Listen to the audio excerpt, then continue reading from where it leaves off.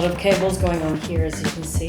This is just another technical problem. Yes, now here we go. Okay.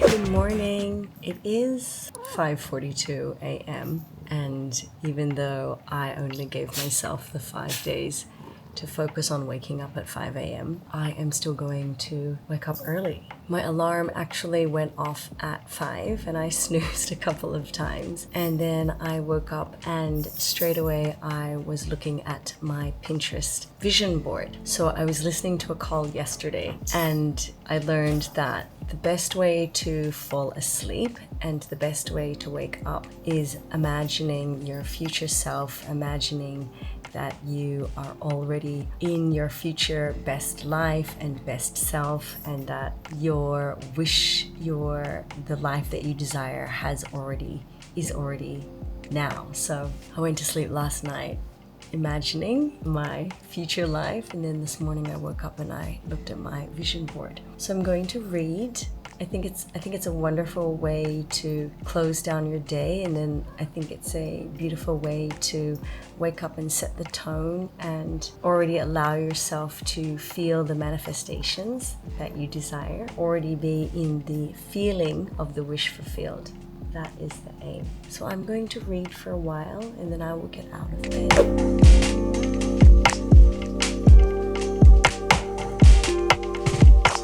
Okay, so I finished reading The Psychology of Money, Timeless Lessons on Wealth, Greed, and Happiness, Morgan Housel. Yeah, I really enjoyed it. However, it was a bit disjointed for me because I only had a few chapters left when I picked it up again just this week. But I had actually started it in, I guess, March. Yeah, I bought the book in March. So I'll have to reread it again. However, there were some chapters that I really enjoyed. If you've been following these vlogs, I have quite a lot of books, physical books and books on my Kindle to read. So I'm looking forward to picking up another book. I'm going to write my gratitude now, and I may still lay here and read my Kindle now. I started reading The Power of Awareness by Neville Goddard.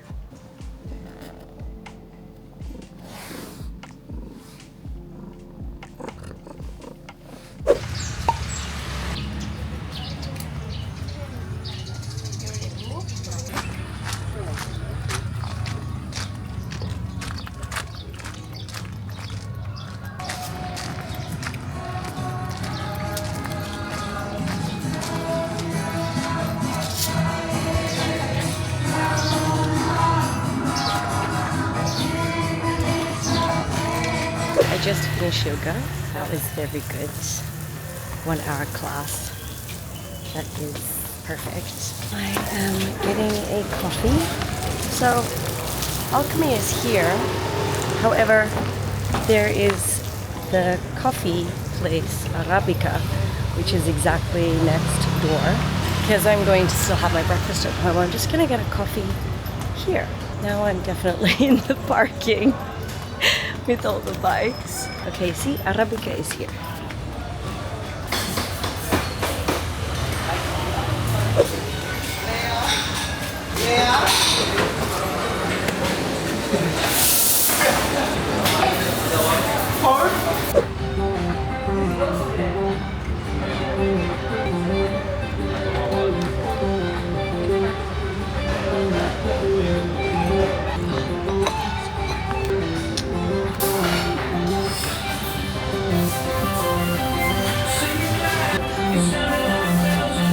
I just got home and I just was on social media. I just loaded a post.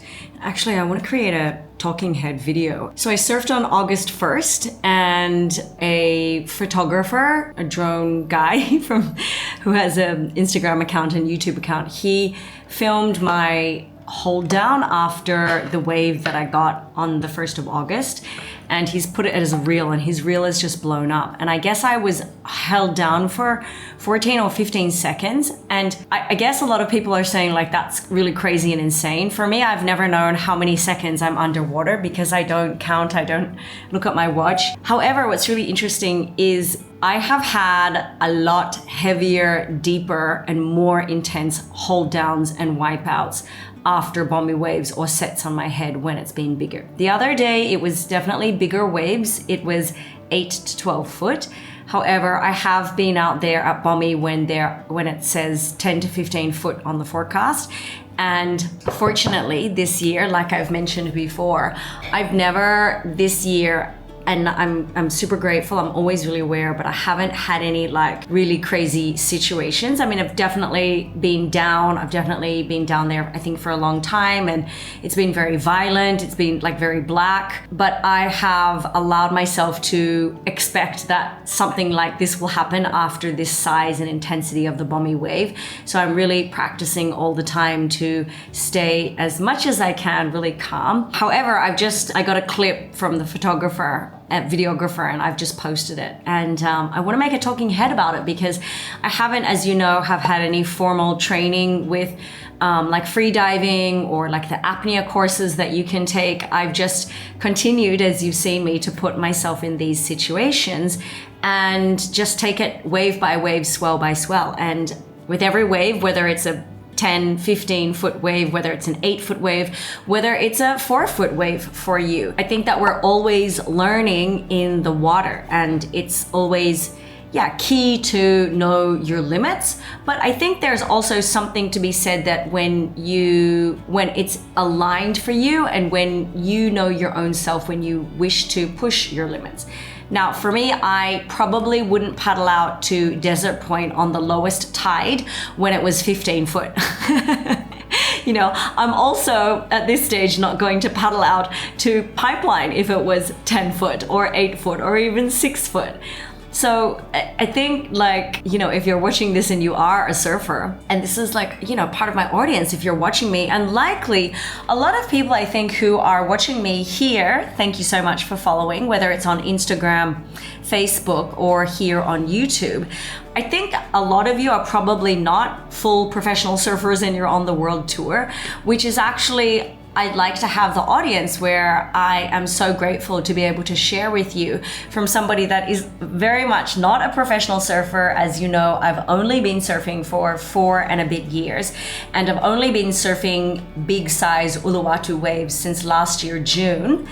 And so I'm newer to big wave surfing. And so I think it's wonderful to be able to listen to what people have to share. Like for me, when I'm listening to people who've surfed bigger waves than me and, you know, been surfing a lot longer than me with bigger waves, I always respect and honor and appreciate what people have to share with me. Because when I see others who have, you know, surfed all around the world bigger waves than me, I definitely listen to what they have to say, because there's always going to be somebody that's always a few steps further forward than you, and there's always going to be somebody that's a few steps, you know, behind you. So I think, you know, I am so humbled to show up authentically and genuinely and in my integrity to honestly share, you know, my journey and my insights and things that I learned from the place where I'm at with my surfing experience.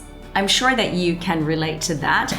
And of course, if you're not obviously in like big swells, maybe for you going out to push your limits is for 4, 5, and even 6 foot. And that's still some size. And there can be, you know, 4 to 6 foot waves that can be very, you know, heavy and very steep and very quick. So I think that just being in tune with where you're at with your surfing and you know, your desires of wanting to catch bigger waves and being out there on the bigger days, really take a look at, you know, why you want to surf the bigger waves, and being able to assess for yourself on certain days when it is bigger, you know, are you ready to put yourself in that situation? Because of course there can be consequences. And this is actually something that I will share on a video that I'm actually going to plan out and share about, is in 2022 when I was it 2022? Yes, it was 2022, and it was May, and we had a big swell and I was outer peak and then heading up to Bommy, and I had really big hold down. At the time, with the experience of where I was at the time, I wasn't experienced with such intense hold downs and wipeouts. And yeah, that's a story that I've told on my social media, on my Instagram. I made some videos, some talking head videos on Instagram a few years ago, and it was really, really scary for me. It was really, really scary for me. I thought I was going to die. Like, it was the only time that I have surfed where I honestly thought I wasn't going to make it up for a breath. Now, since then, I have had a few more years experience in surfing bigger waves. So obviously we focus on learning from our challenges and hopefully evolving into a better surfer, a better self, a better mindset. However, yeah, that, they also say what doesn't kill you makes you stronger. So I've definitely had to learn from that experience and evolve to the place where I'm at now. So I definitely feel like I have something to share. Of course, again, like, I'm not sharing with you from the place. My disclaimer is I'm not a professional surfer. I'm not a professional big wave surfer. I only have the experience that I do have of the years that I have been surfing. However, it is what I do recognize now. It is some experience. And if you're watching this, I definitely encourage for you to think about why you maybe want to push the limits for yourself in your surfing, and then to really assess the days when it is bigger. Are you ready to go out there? And here's the thing, once you make that decision, you've already set the wheels in motion to open up the portal to being out there and pushing your limits. Now, of course, there's of course, you have to have, your physical endurance and your strength and all of that. However, what I always share with you here on this channel, that surfing is very much a mindset practice. Yes, it's a physical practice, but it's also very much a mindset practice. So it's really important on the days when you want to go out where it may be a little bit bigger for you, really just be in the right frequency and vibration and mindset, and do whatever it is for you to prepare for those days, and then just go out there and have fun. So that's enough for that on that, because I do have another video that I will share about what to prepare for big wave surfing. Of course, if you have any other questions when it comes to surfing bigger waves, whatever the size wave that is for you, please leave that in the comments. I would love to connect with you and also create more content around this, since this is something that I very frequently get asked is, how do I paddle into big waves? How do I overcome my fear when it comes to big wave surfing? So that is what I'm going to share now. I am going to make some breakfast. I just realized that I haven't eaten, and I'm going to make breakfast. We just had a bit of a stressful moment. Actually, it was quite stressful. So I have now successfully linked up my Sony camera to my laptop. However, I realized now that the Elgato Cam Link that I purchased, it's not compatible with the Sony a7C II. Then I found an article online that actually says that you can just hook it up with a regular USB-C cable, no specialist driver or software needed. There were like a few messages that came up on my Sony camera about like something, so I'm hoping that like the quality is really good. I just did like one test run then, so I am going to trial with it later and record a talking head video. However, I love tech, but sometimes like learning something new, like anything, it's uncomfortable and it's a little bit like stressful and you don't know really what to do. I was texting with the guy that I know from the Sinar Photo, the photo store, camera store that's in Denpasar. So, and he was trying to help me, and I don't think he also knew all the answers either. So always learning. So I'm just actually now dressed and I'm gonna go meet one of my friends for a coffee, and then I'm gonna come back and get into more workflow. I'm just here with beautiful Lana. We're just having a coffee catch up. We just have some coffee. Lana's waiting for her feed. Hi, I just got home after having coffee with one of my best friends, and I'm just here, obviously in the office. I'm going to just look over some messages and then get into some editing and some work, I actually need to go to the pharmacy. I'm gonna try to get some ear drops and maybe like something for my ear. There was something else that I needed to do, but I can't quite remember. Yes, that is the plan now. I bought yesterday this vegan protein powder. It's by a company called Limitless Performance Nutrition, and it's chocolate flavor. I had actually one last night. However, I'm just gonna make it now, and then I'm planning to sit down and record. I was just checking through some social media.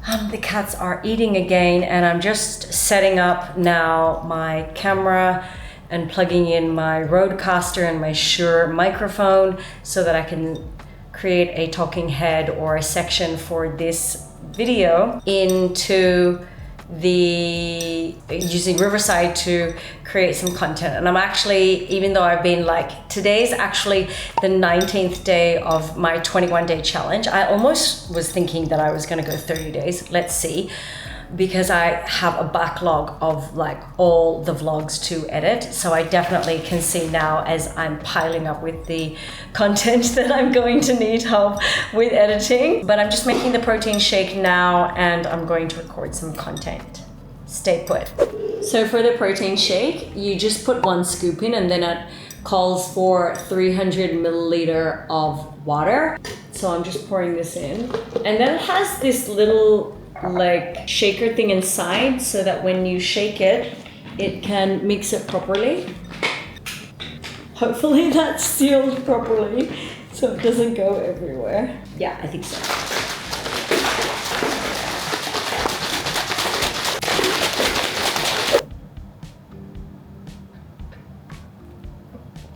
That tastes so good. They also have a vanilla flavor that I may have to get. That like tastes so good. That would be so good if I had a smoothie, like frozen banana, spirulina, mango, chia seeds, flax seeds, some peanut butter, fresh baby spinach leaves. That would be so good. It's difficult to get fresh, really good fresh leaves here in Bali. I do miss the quality of greens that you can get in Australia and the US.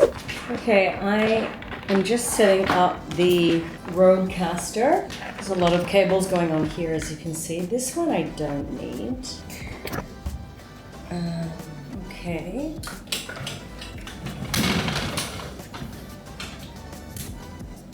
Okay, so we have the camera, we have the lantern.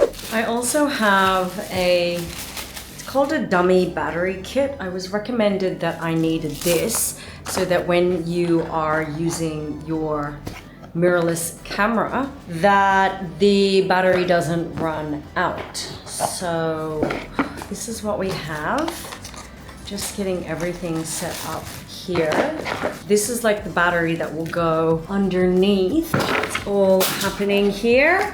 Okay, so here, okay, like this. The only thing that I'm concerned with is this still able to record in good quality? We are having a situation again.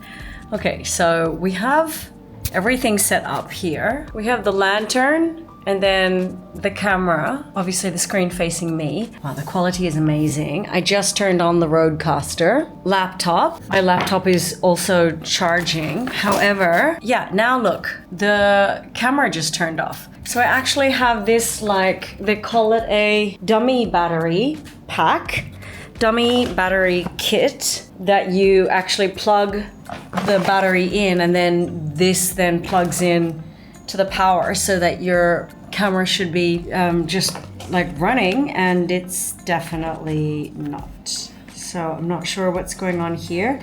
This is just another technical problem. Okay, friends, we're learning.